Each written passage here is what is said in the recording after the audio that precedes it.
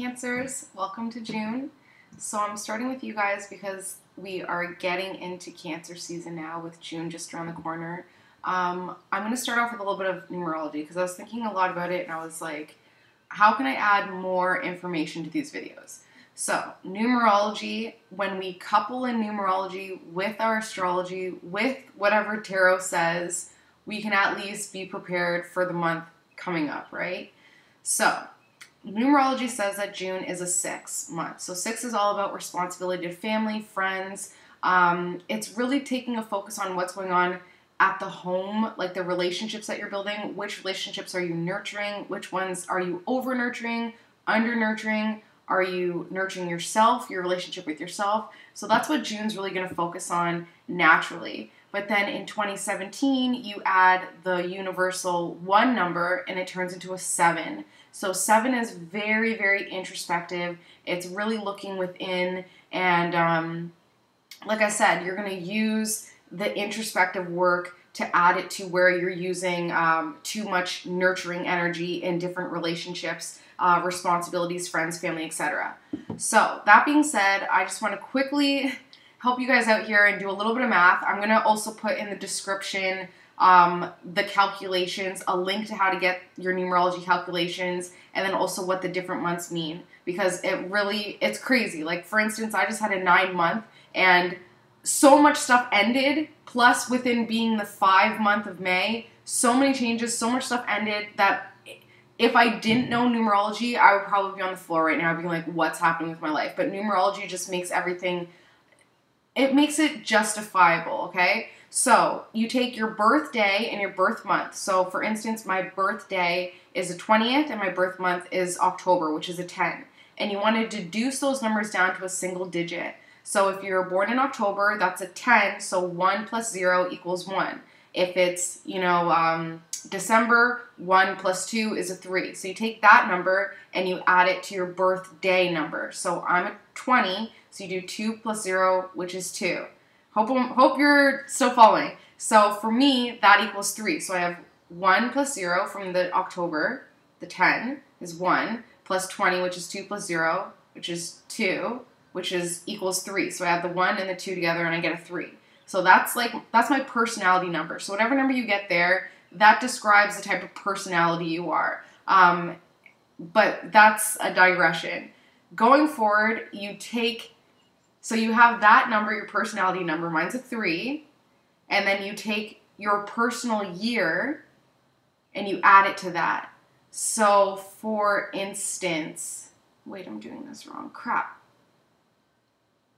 You take that number, the 3, and you add it to the year that we're in, which is 2017, which is 2 plus 1, 2 plus 0 plus 1 plus 7, which equals 1. So whatever number you got from your birthday and your birth month, just add a 1 to it. So for me, that's a 4. Then you take that number and you add it to the month that we're in. So we're in a 6 month. So whatever number your birthday month plus 1 plus 6, that's the month that you're in, okay? So for instance, if it equals a 10, you're in a 1 month, new beginning. So for me, new beginnings this month. If you equal a 2, it's all about partnerships. It's all about love this month. If it equals a 3, it's all about creativity, expression. You're going to be really social, which is nice. Especially with the 6 month, it'd be really social within your family and friends, things like that. Like not really meeting new people, but really socializing within the family. If you're in a 4 month, it's all about building, framework, groundwork, getting your foundation together. If you're in a 5 month, huge changes, probably changes within the family and friends, but yeah, huge changes. And then we have a 6 month, so it would be an extra dose of focus on family and friendships. 7, inner work.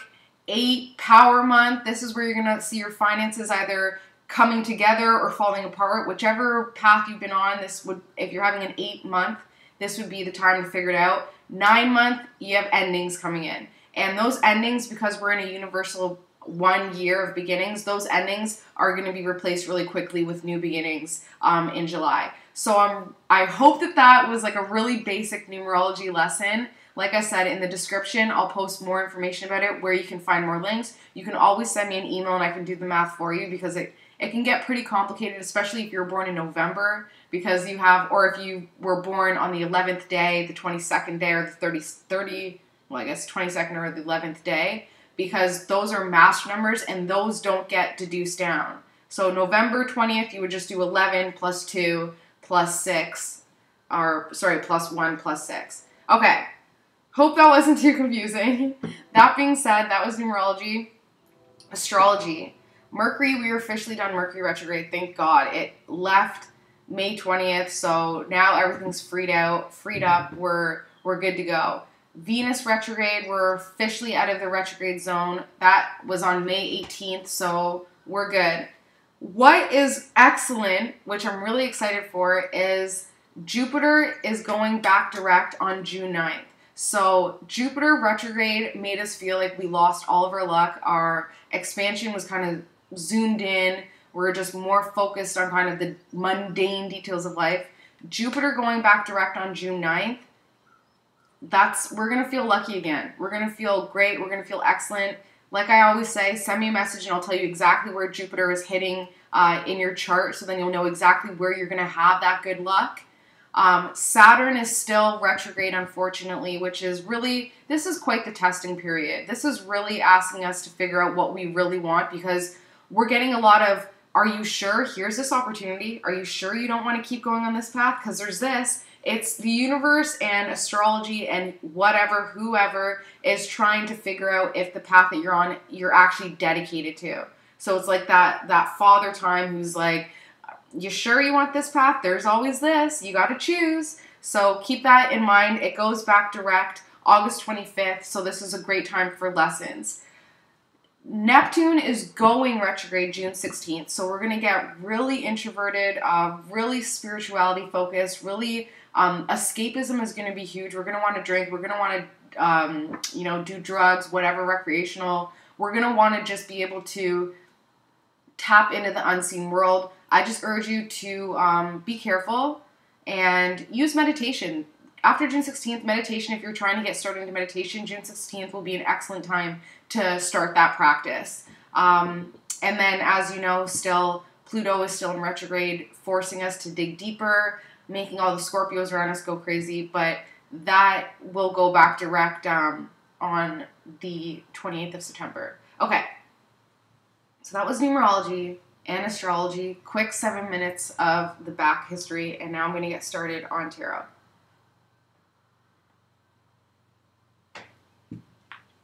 Okay, reading for Cancers for June 2017.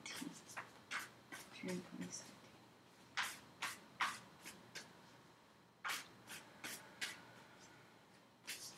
Okay, one is popping out.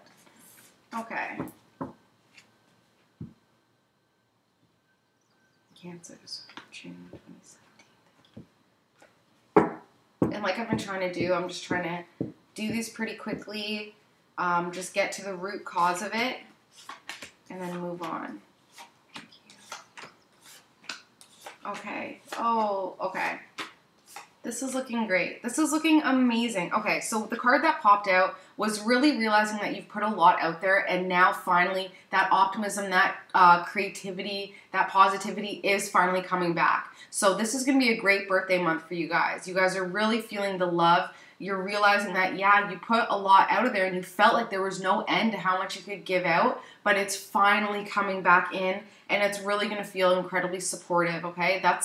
This is a card that popped out. However, the theme of this reading is really about focusing on the power, okay? Like I said, you put a lot out. You put a lot of energy out. That's a lot of your power that you put out. Was it worth it? You're now really taking a look back. Was all the energy that I exerted, was it even worth it? You're feeling more confused than ever because of what you put out, especially when it comes to a relationship. There's a relationship here. You put a lot of work into it. This is speaking more to the females, it seems, or somebody who kind of felt like the female in the situation, and I don't mean that in a sexist way, but maybe like the girl or the female, the more female archetype in the relationship was the one to be like strong-handing and being like, no. Like she kind of was playing like, kind of, I don't know another word for this, but what they're talking about, the F-boys, where it's like they're just messing around with your emotions, but there was no concrete stability there. So it's almost like if you're not a female and you're hearing this and you're a male and it feels like your female counterpoint was the one to kind of be up more in the typical male, I'm done with you. So really focusing on all that work that you put into it. But the relationship, it's really about moving on. And that moving on is almost like it's your responsibility. It's that 6 month, it's that 6 on the moving on, really feeling like you have more responsibility to the people who actually care about you and who actually give you the proper love and support. So it's like, I'm going to put my energy over there. I realize what I put out is coming back in. How do you feel? What you put out, was it negative? Was it positive? Was it supportive? Was it nurturing? Because it's coming back in. So how you're feeling right now is exactly what you put out. It's time to definitely take ownership of that. And going forward, just realize that what we put out there comes back threefold. Even if somebody cuts you off and you call them an asshole, like that isn't even, it's not even justifiable because first of all, they probably can't hear you. Second of all, you're just sending out hate, so it's coming back threefold no matter what. You might as well just say, send him blessings and hope that he doesn't hurt anybody who's driving down the highway. And then that safety net that you just put out to him and whoever he's affecting will come back to you threefold. It's little things like that, little changes like that change your entire world around. So what's the situation? It's all about balance. It's all about finding that niche, that fine line between nurturing, under-nurturing, over-nurturing. It's really finding that balance because the sun is shining, the flowers are coming out, and you guys don't even feel like you can, get to the point where you can just enjoy planning, enjoy being out in the weather. When you're out there, are you just over-worrying? Are you just stressing yourself? Or are you actually enjoying what you're doing? It's really about getting back to the here and now because the obstacle and the aid is this new thought that came in. And this new thought is all ego. There's no I guess, spirituality to it at all. It really is not even spirituality, but like consciousness to it. It's really just pure ego, this thought that came in, whether it's the ego of being left behind, the ego of being dumped, the ego of dumping, the ego of moving on. Whatever this is, it's hindering your sense of balance, your sense of productivity when it comes to finding your balance as well. So this is an obstacle and an aid. This is it's gonna suck to try and get over it, but it's what's gonna really help you get back that balance. Change your thoughts, change your world. Because like I said, this is all ego-based. It's not even you. It's not even how you really feel. It's just how you've been conditioned into thinking you should feel about a situation. I've been there where I'm like, I'm upset about something, and it kind of like feels good to be upset and to know that people have to kind of give you a little bit of space or a little bit more nurturing because you're in an upset place. Like when I'm depressed, I go to bed and I stay there and I cry, and my husband will come in and I'll be like, no, I'm depressed, leave me alone. Like I don't even want to get pulled out of that depressed state because I'm like, this is where I'm at. But it's just the ego. The ego is latching onto that identity of depressed, of upset, right? It's not actually how we feel. A situation is just a situation until we overthink it and turn it into a problem. Like at the end of the day, if you step back, it just is what it is. It's just uncomfortable. Okay. Something is being revealed to you underneath the surface here. Subconsciously, something is definitely coming up to be cleansed, to be changed, to be freed, to be moved on from. So this is going to be like a pillar when it comes to your progression forward. 2017 is an excellent, excellent year for new beginnings, for washing away the old, for starting clean. We have a whole new cycle coming in. So this new revelation coming out is really going to change how you propel yourself forward. So embrace it. However, what you're thinking, so although this is under the thought process, this is like your actual self and this is your ego self, feeling really not, I want to say trapped, but it's more like that blind justice where you're getting trapped in a karmic, well, they'll get theirs. You know what I mean? Well, I can just sit back because I know it'll come back to haunt them. That's also putting bad karma onto you. By putting energy towards them receiving their karmic justice is, like I said, threefold coming back to you. Yes, karma serves, and yes, karma will deliver whatever this person needs to learn, but what do you need to learn from this? What's your karmic lesson?